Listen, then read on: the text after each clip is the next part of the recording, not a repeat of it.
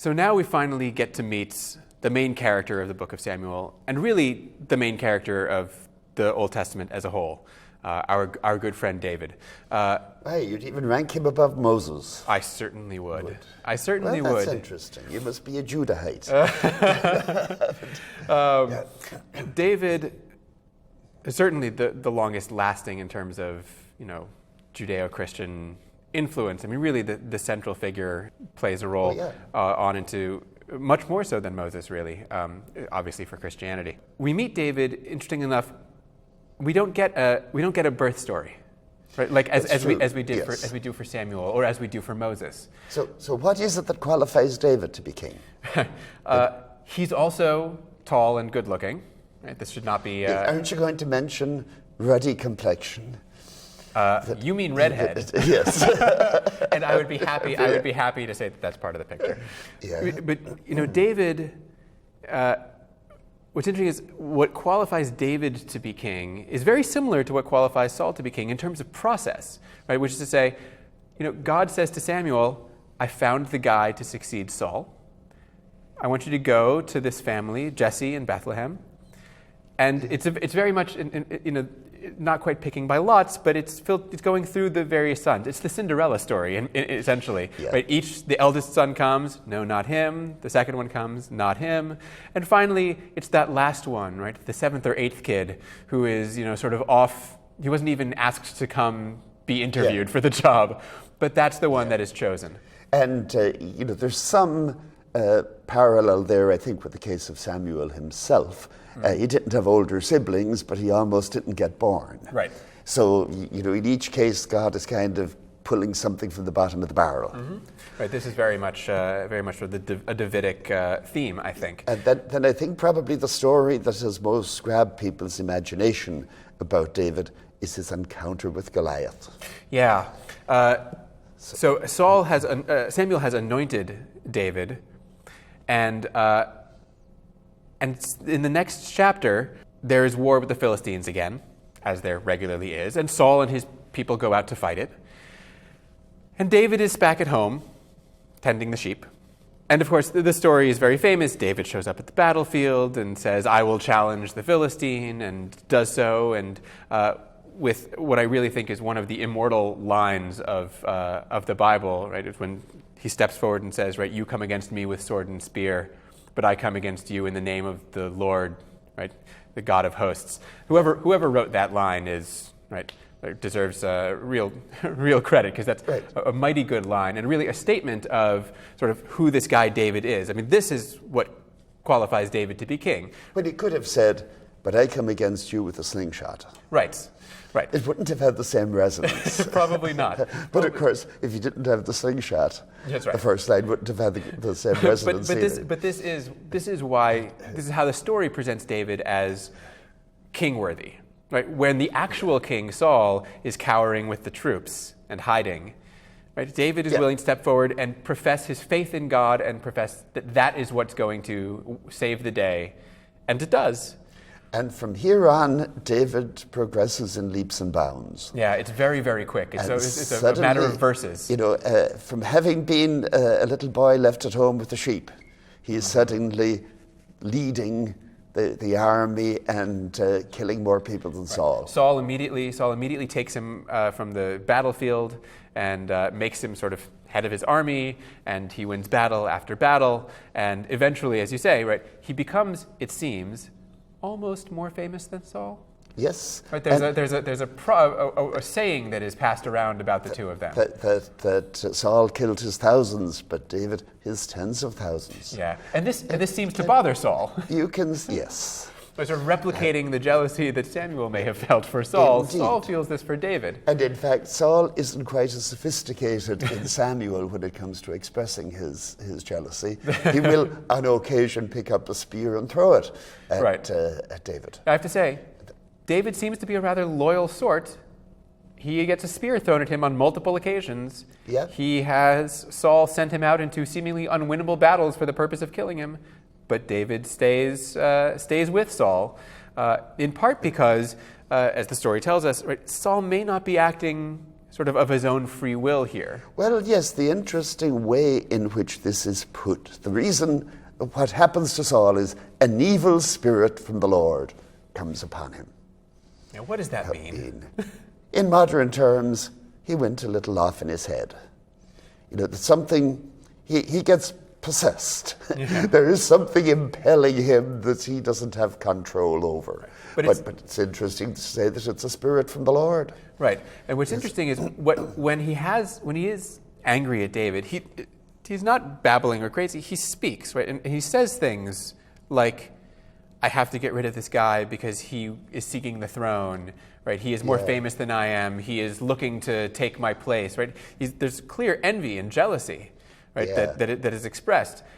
Now, it's called an evil spirit from the Lord, but he's also saying something that seems pretty rational in the end. In the end. Now, if he has an evil spirit, that which I suppose would be obvious enough, that he is behaving badly and impulsively and compulsively. And if there is an evil spirit, it has to come from the Lord. Later on, the prophet Amos will say, if something bad happens to a city, the Lord must have done it. We tend to think only good things come from the Lord. Yeah. Whereas this is practical monotheism, that whatever happens is coming from the Lord. It also suggests that at some level it isn't really Saul's fault. He has no control over it. Right. And in that sense, he is something of a tragic figure. Oh, he whereas certainly is. he could be just depicted as a bad person.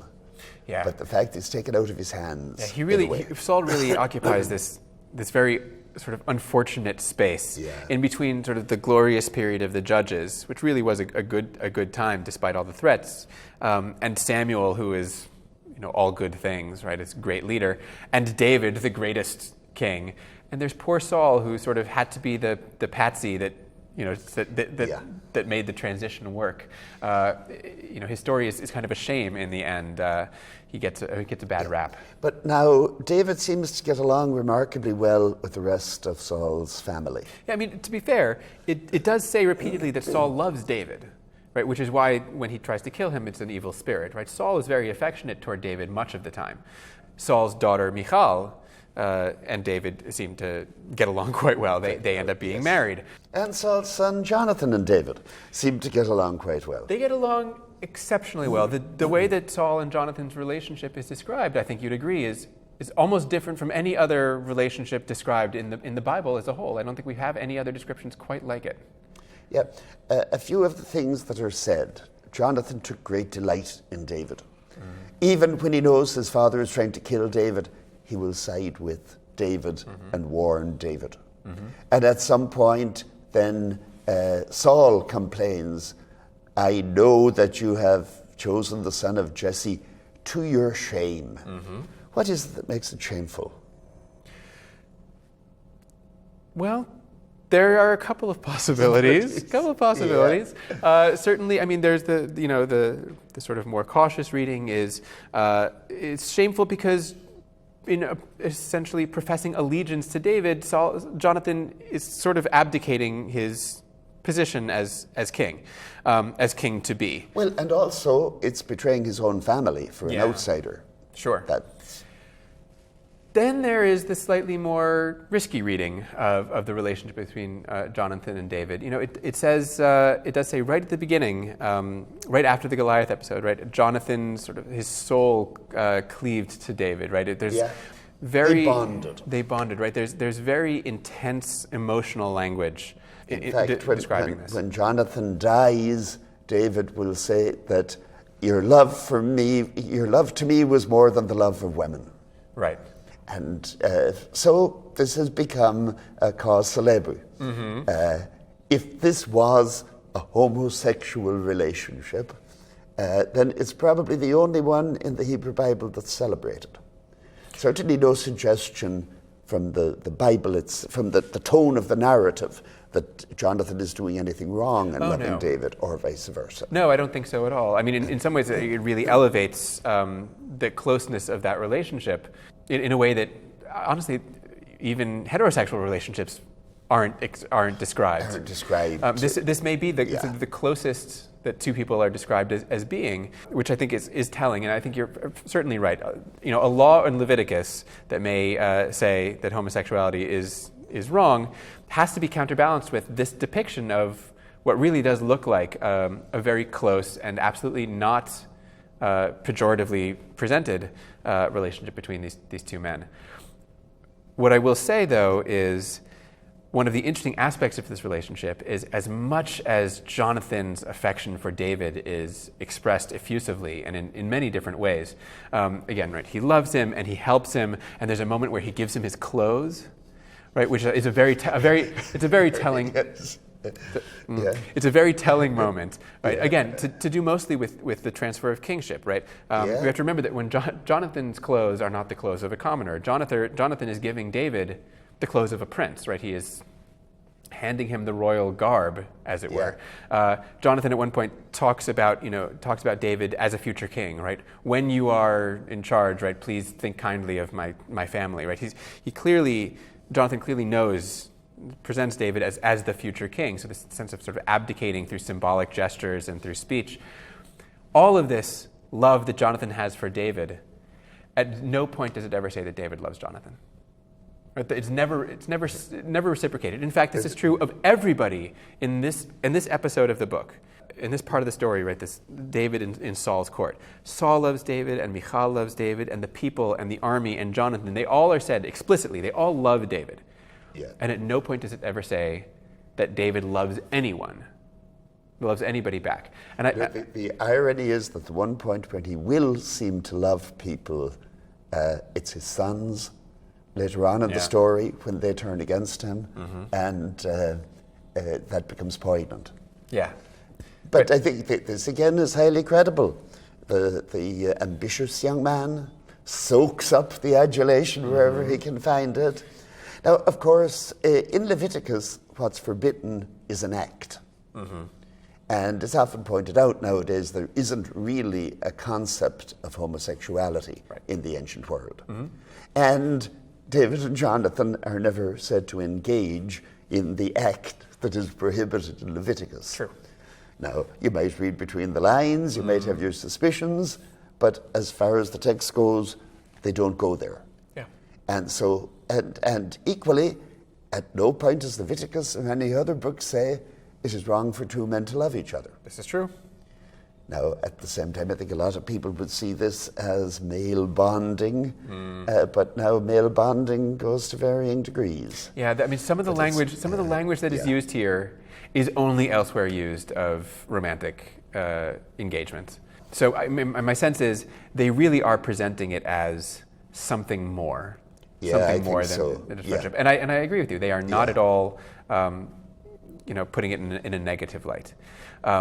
You mentioned David's ambition, right? Which I think we can all agree, at least you and I can agree, is at least implicit. Right? Though at no point in this does it tell us that David was ambitious. It's implicit, if only because David will eventually become king, and it's a generally good rule that one does not become king unless one wants to be, especially if you are not of the royal line. Right? You don't fall into the kingship.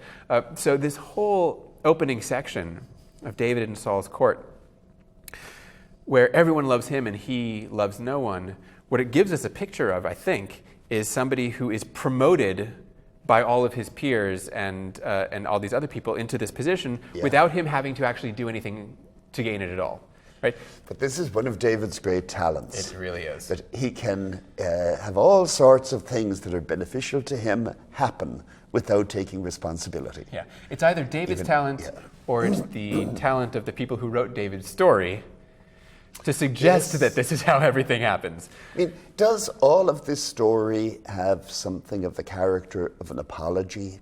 Yeah. That's perhaps bending over a little bit. Yeah, to say that there is no animosity on the part of David toward the house of Saul. Oh, no. On the contrary, they loved him deeply. Yes. Right, and I think that the apology is a really great way to see much of at least the first part of David's story. Yeah. That is, in the end, what we have is, in literally the second generation of Israelite kingship, we have a king who was not of royal descent. Right? How is it that a shepherd kid from Bethlehem became king over all Israel when he was not at all in the royal line? That's the central question here. Yeah. Right? How did this happen? And much of the story, I think, is, if not invented, at least constructed in order to give us an answer to that question that frames David in as good a light as possible. Yeah. So what we're going to talk about next time is sort of how this positive upward trajectory that David seems to be on breaks down, and how he then starts to build it back up, again, with perhaps some twists and turns along the way.